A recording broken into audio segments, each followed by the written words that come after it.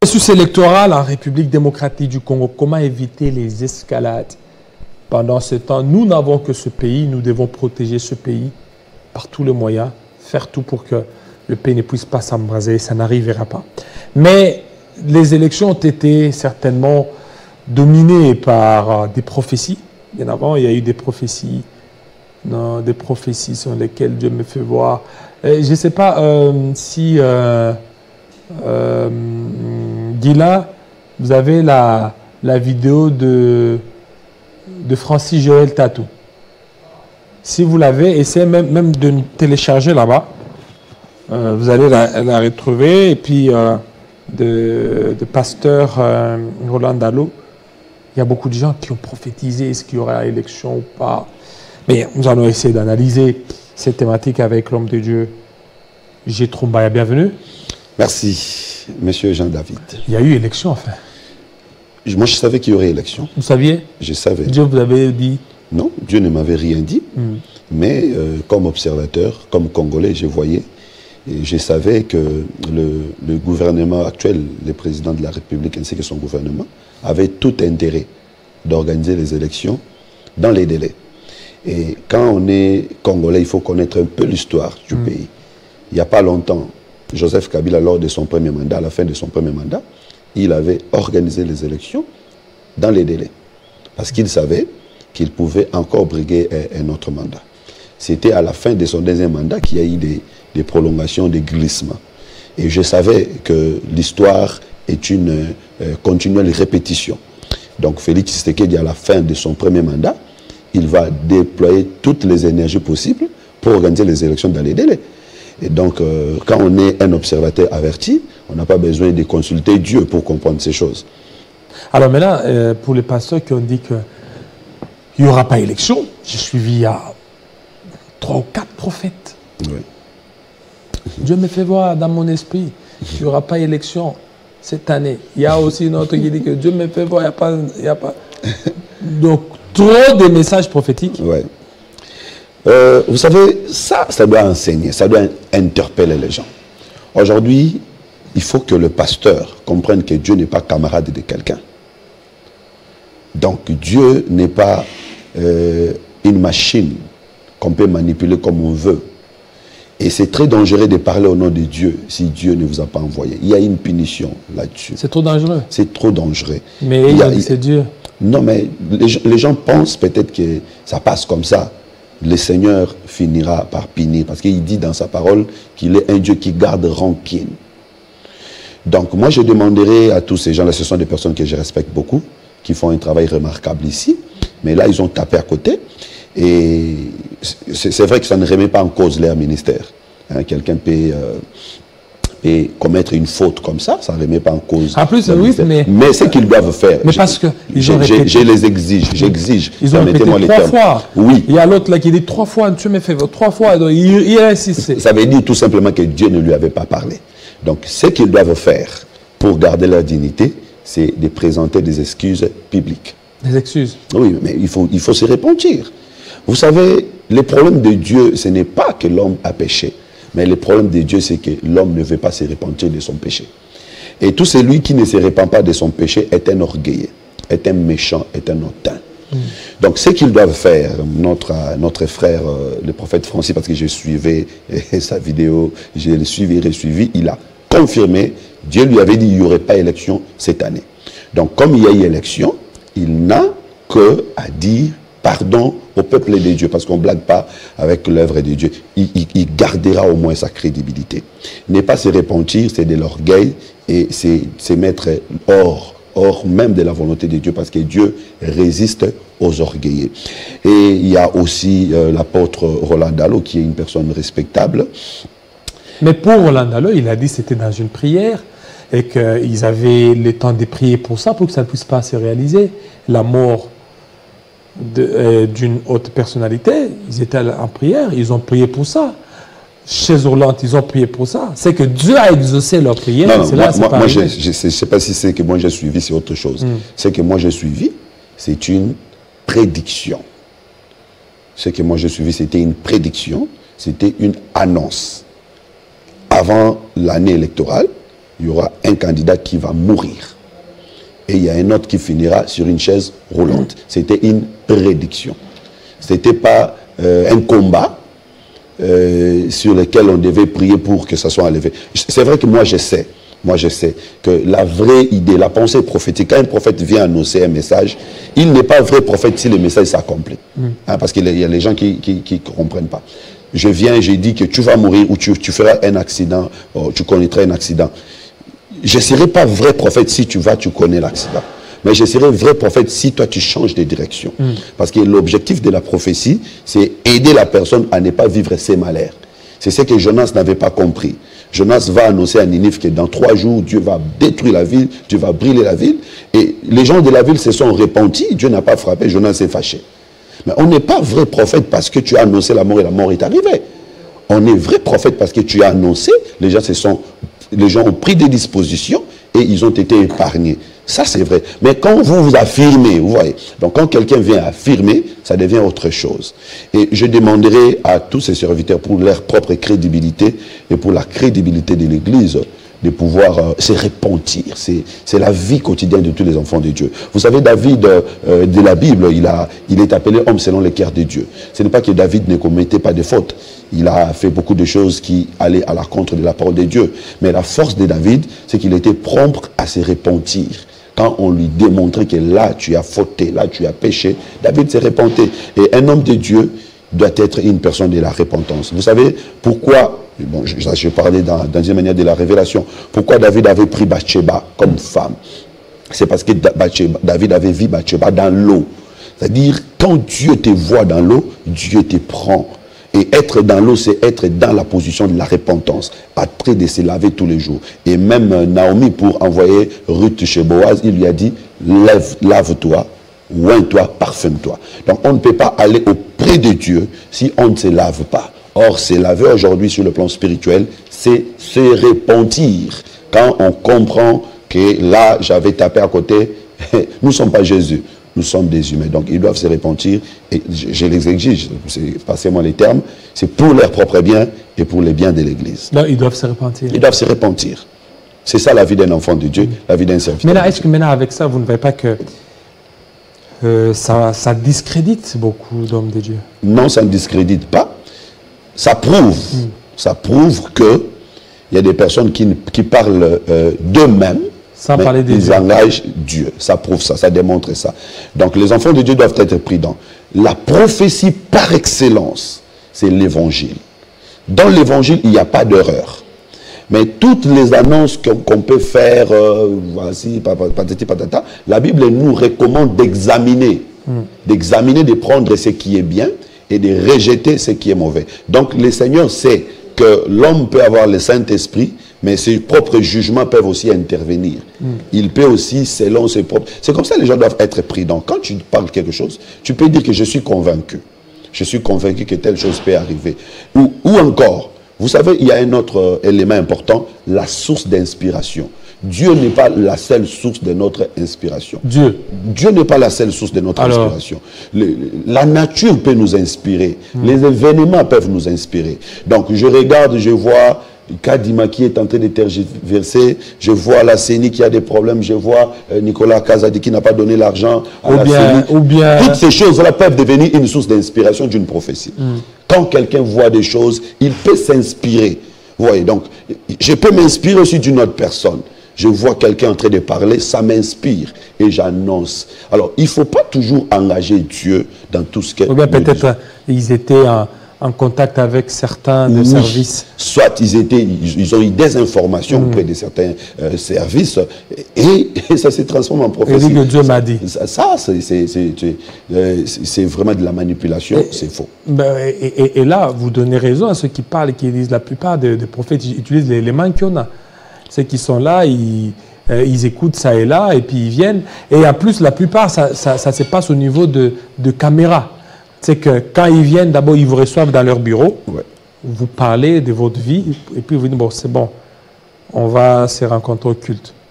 Au culte, il vient. Donc, tout ce que vous lui avez dit, Ils présentent ça Il y a comme... bête yango. Et en plus, ils appellent les caméramans et puis... Kamandadi. Bon, il y a des gens qui font ça. Il y a des gens qui font ça, mais c'est une... Prophétise, homme de Dieu. Il y a ceux qui font très bien leur travail. Donne la vie, homme de Dieu. Ouais, bon, ça, ce sont des spectacles. Il y a des gens qui font ça, mais il y a aussi ceux qui font bien leur travail. Et les enfants de Dieu doivent être enseignés. La vraie prophétie, la prophétie qui nous amène au ciel, la prophétie qui change nos vies, c'est la parole de Dieu. Vous croyez à la prophétie? Je crois à la parole de Dieu comme la prophétie par excellence. Non, la prophétie, aujourd'hui, quand quelqu'un te voit en cours de route, il commence à te dire des choses. Tu crois? Ça peut venir de partout. Ça peut venir du diable, ça peut venir des dieux, ça peut venir des ancêtres, ça peut venir de partout. Donc ça, ce n'est pas un problème. Quelqu'un peut me dire, toi, tu es malade, tu as tel problème, tu as tel... Après, ça fait quoi? Le plus important, c'est la solution au problème. Et donc, les diables peuvent voir ce que tu as. Les ancêtres, les gens qui ont des esprits, des ancêtres, peuvent aussi voir. Mais ce n'est pas ça le plus grand problème. Le plus grand problème, c'est la transformation du cœur d'une personne. Ça, on ne triche pas. Ça, c'est l'œuvre du Saint-Esprit. Et les enfants de Dieu doivent savoir que la prophétie, par excellence, c'est la parole de Dieu. Des Genèse à Apocalypse, la Bible est une prophétie qui doit être expliquée, décortiquée. Et un prophète, c'est un aigle. Vous savez, c'est très dangereux d'avoir une sentinelle qui ne voit pas bien. C'est très dangereux. Parce que la sentinelle travaille pendant la nuit. Il doit avoir une vision avec ça, on est en train de se poser la question, est-ce qu'en RDC, il y a des prophètes? Parce qu'on doit avoir des prophètes. Comme en Israël, s'il y a quelque chose, on doit consulter les hommes. Non, mais le fonctionnement du ministère prophétique, les gens doivent savoir le fonctionnement du ministère prophétique. Il y a une différence entre les ministères prophétiques et les dons de la prophétie. Les dons de la prophétie, c'est pour voir des choses de la vie des gens. Ça, c'est juste pour l'édification, ce n'est pas pour le perfectionnement. Le ministère prophétique est chargé de distribuer l'huile, c'est-à-dire d'expliquer les Écritures. De Genèse à Apocalypse. Je donne un exemple. Au commencement, Dieu créa le ciel et la terre. La terre était informe et vide, l'Esprit de Dieu se mouvait sur les eaux. Quand un prophète vient, il va vous expliquer que les eaux sur lesquelles l'Esprit de Dieu marchait pour faire sortir toutes choses, c'était la pensée de Dieu. Il va vous expliquer que l'Esprit de Dieu qui marchait sur les eaux était à la recherche d'une terre qui était engloutie.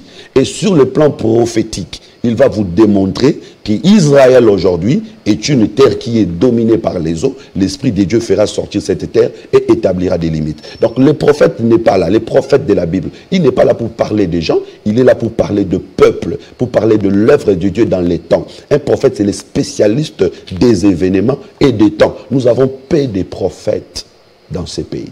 Mais ils sont là, ils existent. Et il ne faut pas confondre non plus les eschatologues aux prophètes. Voilà, on va arriver, c'est très important. Je pense que Guylain nous a retrouvé la vidéo. Guylain, pouvait nous balancer la vidéo et puis on revient.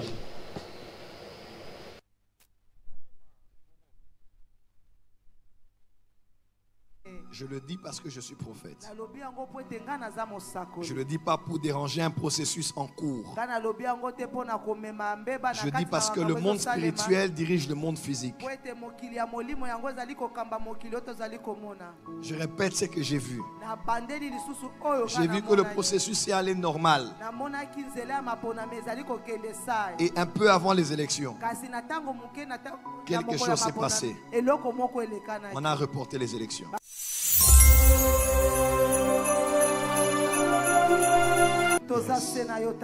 Au nom de Jésus.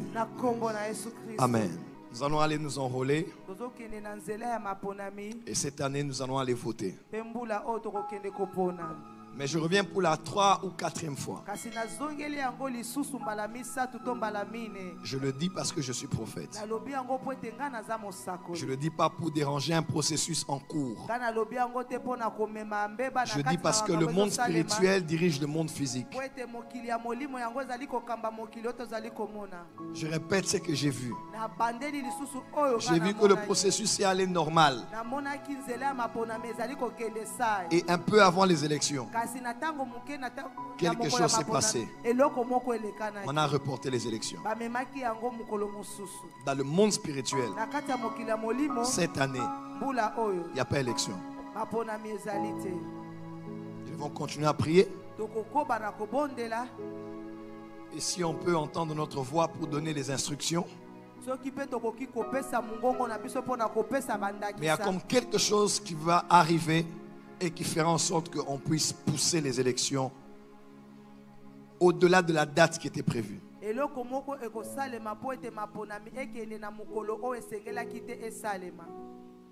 Amen, amen. Amen. Je vous dis ce que j'ai vu. Je l'ai répété encore. Mais Dieu est avec nous dans ce pays. Amen. Nous sommes victimes de notre position géostratégique. Nous sommes victimes de nos richesses. Et même le problème avec le Rwanda, c'est au-delà du Rwanda. Deutéronome chapitre 18, Allez-y. versets 20 à 22. Mais le prophète qui aura l'audace de dire à mon nom une parole que je lui aurais point commandé de dire, ou qui parlera au nom d'autres dieux, ce prophète-là sera puni de mort. Peut-être diras-tu dans ton cœur, comment connaîtrons-nous la parole de l'Éternel n'aura point dite, la parole que l'Éternel n'aura point dite. Quand ce qui dira les prophètes n'aura pas lieu, ça n'arrivera pas. Ça sera une parole que l'Éternel n'aura point dite. Ça sera par audace que les prophètes l'aura dit. N'aie pas peur de lui. Mais ça, c'est la parole de Dieu. Il sera puni des morts. Là, c'est oui. L'Ancien Testament. C'est l'Ancien Testament. Aujourd'hui, on explique la mort. On revient. La mort veut dire quoi aujourd'hui? On revient tout à l'heure pour bien expliquer. Ouais. Juste quelques secondes de temps pour vous de vous souffler. Alors, la dernière livraison d'informations avec Héritier Tambois, c'est la dernière livraison. Héritier Tambois, billet en chemise blanche, cravate bleue, bleu foncé, avec des petites couleurs jaunes, et aussi veste bleue, pantalon noir, mais un peu serré là, comme Moudiata. Alors, bienvenue. Merci beaucoup Jean-David. Rebonjour mesdames, messieurs, place à l'actualité à présent.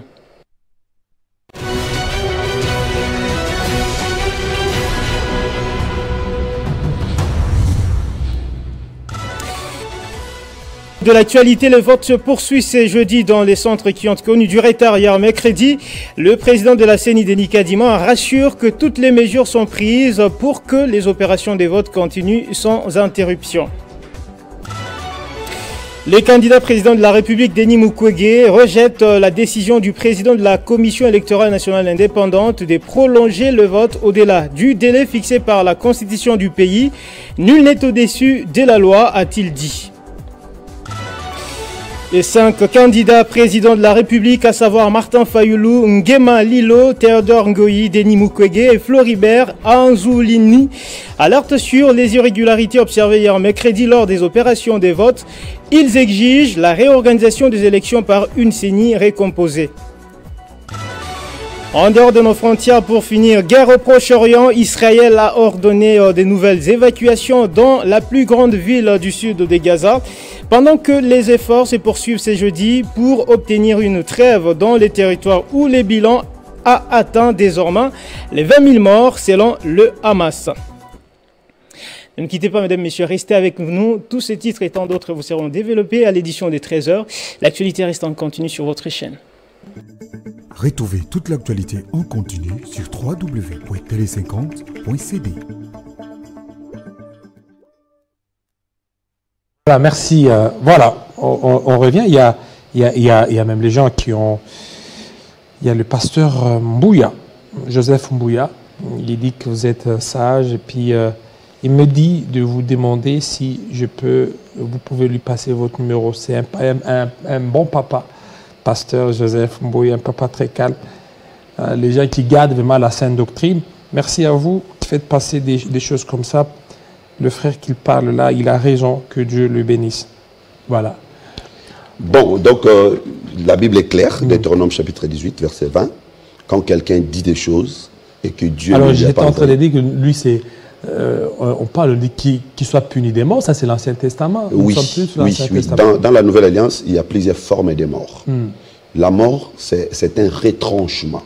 La mort, c'est la séparation d'avec la vie. Aujourd'hui, on n'a pas besoin de voir quelqu'un tomber et puis être mis dans dans une caisse. Non. Donc, quand quelqu'un n'est plus en contact avec Dieu, quand quelqu'un n'est plus en communion avec Dieu, cette personne est morte. Donc, aujourd'hui, il y a des prédicateurs cadavres qui transmettent, au lieu de transmettre la vie, ils sont en train de transmettre la mort. Parce que l'homme ne donne que ce qu'il a. Mais il y a moyen d'être récupéré. Il y a moyen de se sauver en se repentant. Vous savez, quand on déverse un mensonge, le père du mensonge, ce n'est pas Dieu. Le père du mensonge, c'est le diable. Donc, les mensonges ne viennent jamais de Dieu. Quand on débite un mensonge, c'est-à-dire que ça vient de Dieu, ça vient du diable. Et donc, ce qu'il faut faire pour se purifier, c'est tout simplement se repentir. Se repentir. Alors, tout à l'heure, vous étiez en train de parler des eschatologues, des prophètes. Vous avez dit qu'on ne peut pas... Il y a des différences. Oui, il y a une différence entre un eschatologue et un prophète. Un eschatologue, c'est celui qui étudie les événements du temps de la fin. Il y a d'autres eschatologues qui se prénomment prophètes. Non, c'est différent. L'eschatologie marche avec l'histoire. Parce que vous allez étudier les événements du temps de la fin. Et il y a des événements eschatologiques qui deviennent historiques. Parce que les événements sont eschatologiques quand ils ne sont pas encore accomplis. Mais quand elles sont accomplies, elles deviennent historiques. Vous savez, il y a certains événements que Daniel avait annoncés, qui étaient eschatologiques pour lui, mais qui sont historiques pour nous. Parce que c'est déjà accompli. Il y a des événements que Jésus avait annoncés, par exemple, dans Matthieu chapitre 24, qui étaient eschatologiques en ce moment-là, mais qui ne le sont plus aujourd'hui. La destruction de Jérusalem dans l'an 70 et qu'on sort à cette époque-là, c'était eschatologique. Mais aujourd'hui, ça devient historique. Il reste la construction du temple. Du troisième temple. Oui, qui est eschatologique. Mais il faut également comprendre, quand le Seigneur parle de la construction de ces temples, parle-t-il d'un temple physique ou parle-t-il d'un temple spirituel? Parce que quand on va dans l'eschatologie, il y a certaines choses qui ne s'accomplissent pas d'une manière physique, mais d'une manière spirituelle. Et là, il faut comprendre. Par exemple, la Bible dit que Jérusalem sera une montagne élevée au-dessus des autres montagnes. C'est une annonce eschatologique. Ça ne veut pas dire que Jérusalem deviendra une montagne physique. Ça veut dire tout simplement que le royaume d'Israël deviendra plus grand que les autres royaumes de la terre. Ça, c'est eschatologique. Ça va s'accomplir. Il y a d'autres qui parlent, dans ce cas, ils disent c'est la Jérusalem céleste. Non, il faut faire la différence. Les règnes de 1000 ans sera sur la terre. Non, c'est différent. Règne 1000 ans ainsi que Jérusalem céleste. Oui, mais Jérusalem céleste n'est pas un règne physique. C'est une dimension spirituelle. Donc c'est une dimension spirituelle. Le Seigneur a comme objectif régner pendant 1000 ans avec son peuple. C'est ce qu'Adam n'avait pas eu. Parce qu'Adam a vécu pendant 930 ans. Adam a marqué 70 ans pour totaliser 1000 ans. Et donc Dieu reviendra donner à l'homme 1000 ans de règne. Et les 70 ans qu'Adam avait manqué sur le plan prophétique, c'est l'image d'un roi. Parce que David, le roi par excellence en Israël, a vécu pendant 70 ans. Donc le fait qu'Adam a marqué 70 ans, c'est-à-dire qu'il a manqué la royauté. Et Dieu viendra redonner la royauté à Israël, afin que nous puissions régner pendant 1000 ans. Mais alors il y aura deux peuples. Le peuple d'Israël qui régnera sur le plan physique. Et l'Église, qui est l'épouse, qui sera dans les lieux très saints, qui sera dans les secrets avec son époux. Et donc toutes ces choses, ce n'est pas seulement de l'eschatologie, mais c'est aussi la prophétie. La prophétie, j'ai dit, c'est l'ensemble de la parole de Dieu. Mais moi, j'aimerais qu'on revienne sur les élections, M. David. Oui, c'est ça. Non, ça, c'était juste une parenthèse. Je voulais vraiment qu'on revienne sur les élections qui s'est déroulées. Alors, les élections, comment vous aviez jugé ces élections? Bon, je vais être très franc. À mon avis, ce sont les plus mauvaises élections que nous avons eues depuis les débuts. En principe, on devait aller en améliorant les choses. On devait améliorer. Oui, mais là, nous avons un peu reculé. Je ne blâme personne parce qu'il y a eu beaucoup de réalités. Il y a eu beaucoup de réalités qui ont fait que ces élections soient telles qu'elles sont. Bon, maintenant, qu'est-ce que nous allons faire? Ce que nous devons faire, c'est sauver le ménage, sauver les restes des choses qui restent, parce que nous n'avons que ce pays. Donc, moi, je n'ai pas toujours été d'accord avec les systèmes politiques dans lesquels nous vivons. Vous savez, nous sommes dans un système où c'est la majorité qui définit, c'est lui qui dirigera.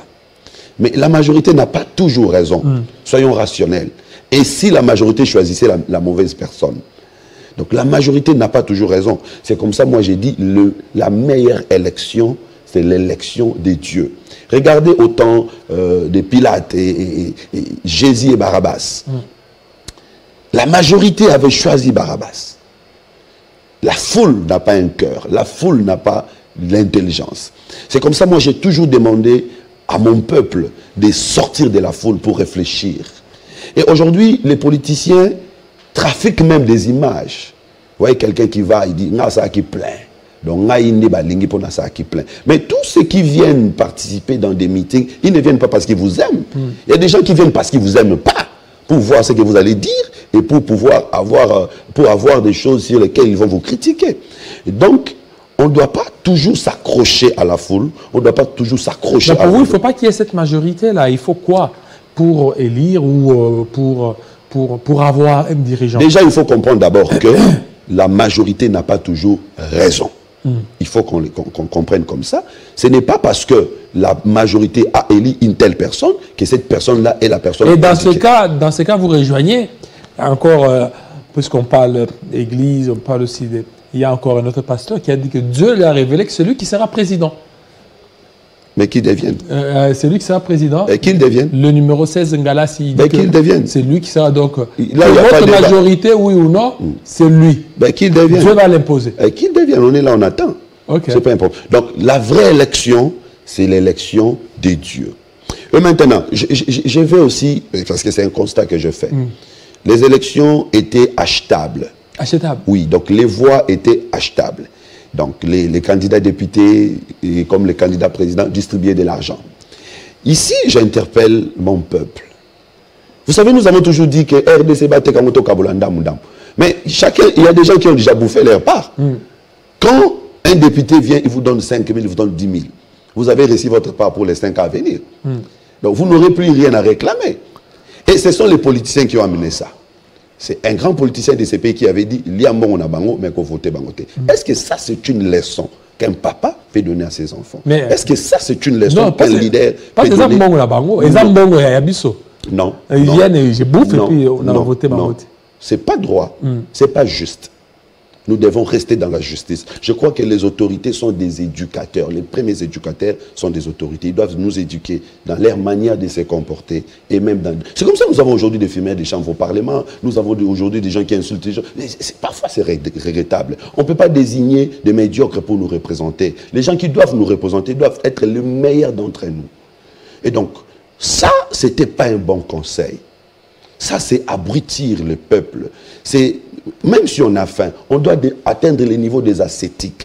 Un ascétique, c'est celui qui peut vivre même dans la faim. C'est celui qui peut vivre même sans habits. Et donc, ce n'est pas la nourriture qui définit la vie d'une personne, ce n'est pas les habits qui définissent la vie d'une personne, mais la personnalité, c'est important. Donc, il y a des gens qui ont vendu les pays, qui ont reçu leur part. Et c'est quoi cette part? C'est 5 000, c'est 10 000 pour les 5 prochaines années.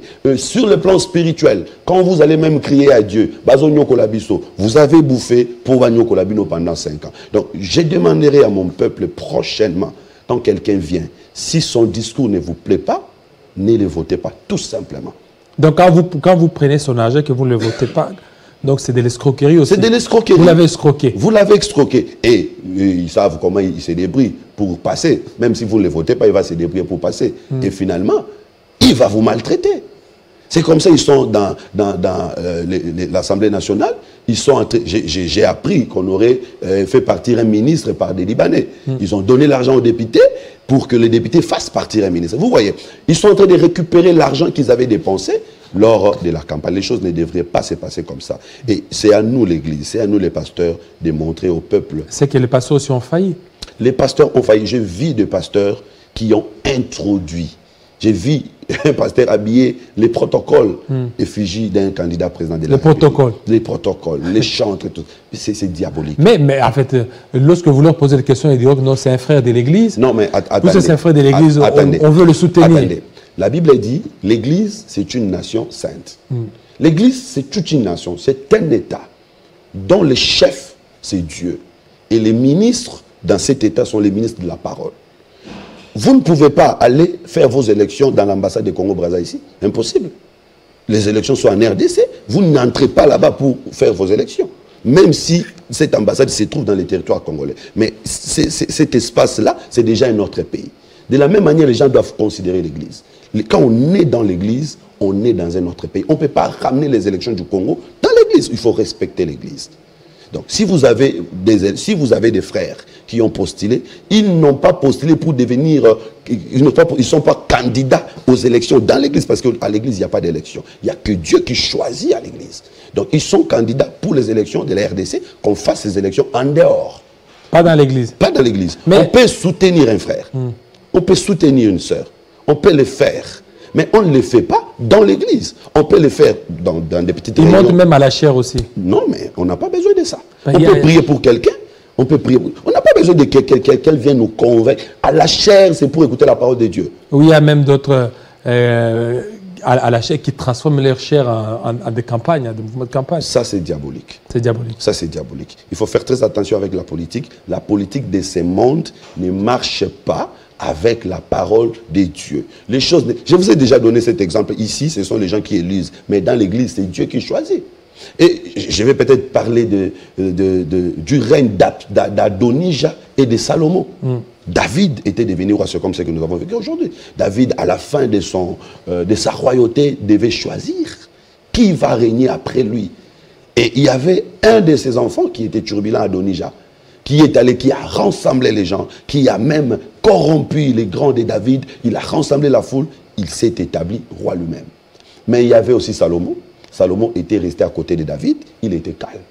Salomon était dans les palais royaux. Donc vous voyez, le pouvoir d'Adonija, c'était dans la cité, mais le pouvoir de Salomon, c'était dans les palais royaux. Or, les palais royaux, c'est l'image du ciel. Il y a des gens qui reçoivent leur pouvoir au ciel, il y a des gens qui reçoivent aussi leur pouvoir en corrompant, en soudoyant, en faisant tout cela. Mais finalement, qui était devenu roi? C'était Salomon, c'était pas Adonija. Sur le plan eschatologique, Salomon représente Christ, qui est aujourd'hui dans les palais royaux, qui est au ciel. Et Adonija représente le diable, qui est en train de régner sur la terre. Mais un jour, la trompette sera sonnée. Parce que ce jour-là, quand on a sonné la trompette, tous ceux qui étaient avec Adonija se sont dispersés et Salomon qui était devenu roi. Donc j'ai dit qu'un jour, la trompette sera sonnée. Tous ceux qui sont derrière les diables aujourd'hui, pour l'argent, pour le pouvoir, vont se disperser et le Christ deviendra roi. Mais sur le plan évangélique ou sur le plan contextuel, nous sommes dans le contexte des élections. Il y a des gens qui semblent avoir la popularité. Il y a des gens qui semblent avoir la foule derrière eux. Mais attention, le dernier mot viendra de Dieu. Et la RDC a toujours été ces pays surprises, où les gens qu'on attend qu'ils vont diriger ne dirigent pas, ce sont les autres qui apparaissent. Qui savait à l'époque de Lumumba que Mobutu deviendrait chef d'État? Personne. Qui savait à cette époque-là que Mouzé Kabila, qui a été battu plusieurs fois, deviendra chef d'État? Personne. Qui savait que Joseph Kabila deviendra chef d'État? Personne. Qui savait que Tshisekedi Félix deviendra chef d'État? Personne. On voyait son père. Et aujourd'hui, peut-être qu'il aura des mandats ou pas, mais après lui, toutes ces grandes figures que nous sommes en train de voir, Dieu va surprendre ses peuples. Et moi, je suis en train de souhaiter que ce soit une femme. Une femme. Une femme. Parce que tout ce que nous voyons avec tous ces gens, c'est du déjà entendu, c'est du déjà vécu. Nous voulons une nouvelle expérience. Nous voulons une nouvelle expérience dans ces pays. Alors comment amorcer la désescalade? Parce qu'on a vu, il y a des tensions. Ouais. Avec des tensions par-ci, par-là. Il y avait des tensions liées à la nationalité, des tensions liées à la tribu. Donc ça risque vraiment de créer. Vous, en tant qu'homme de Dieu, aussi en tant qu'homme d'église, comment prêcher pour que le pays ne puisse pas s'embraser? Voilà, là je vais directement m'adresser d'abord à la population et puis aux candidats. J'ai dit à mon peuple, les politiciens congolais sont les mêmes. Détrompez-vous. Qu'ils soient de la majorité, qu'ils soient de l'opposition, ils restent politiciens congolais. D'abord, ce sont les mêmes personnes qui étaient avec Kabila, qui sont avec Tshisekedi, ce sont les mêmes personnes. Donc, ne vous battez pas pour les politiciens congolais. Ils ne travaillent pas pour votre intérêt. Jamais. Je n'ai jamais cru à ça. Donc, chacun travaille pour lui. Ils ont des salaires, ils ne veulent pas baisser les coûts des institutions. Vous voyez, dans un budget où les institutions consomment plus que la population, ça montre ce que ça montre. Donc, nous sommes un pays pauvre, mais nos dirigeants sont riches. Ce n'est pas la peine de vous battre pour eux. Ce n'est pas si tel devient chef d'État que ton malheur finira. Faux. Nos problèmes, c'est Dieu qui résoudra ça. Donc, votez pour celui que vous voulez. S'il passe, vous acclamez gloire à Dieu. S'il ne passe pas, il ne passe pas. De toutes les façons, il ne fera rien. Qui va changer la situation du Congo parmi les 21 candidats? Qui? Moi, je ne vois personne. C'est comme ça que je vous ai dit, je préfère qu'on tente une expérience des femmes. Avec une femme? Oui. Nous avons vécu avec notre frère, le chef de l'État. Il a fait ce qu'il pouvait faire. On voyait la volonté, mais il n'a pas réussi. Même lui-même, il sait qu'il n'a pas réussi. Personne n'est satisfait. Même les gens de son parti ne sont pas satisfaits. Personne n'est satisfait. Et donc, qui va venir pour faire la magie, arranger les choses? Personne. Donc, on n'a pas assez un centre déchiré pour les candidats. S'ils passent, gloire à Dieu, s'ils ne passent pas, la vie continue. De toutes les façons, la vie va continuer. Que ce soit avec tel ou tel, la vie va continuer. Maintenant, pour les candidats, ne soyez pas égoïstes. Ne soyez pas égoïstes. Il y a une seule place. On n'aura qu'un seul chef d'État. Et je vous dis, c'est Dieu qui décidera à la fin des comptes. Vous pouvez dépenser toutes vos énergies, tous vos efforts.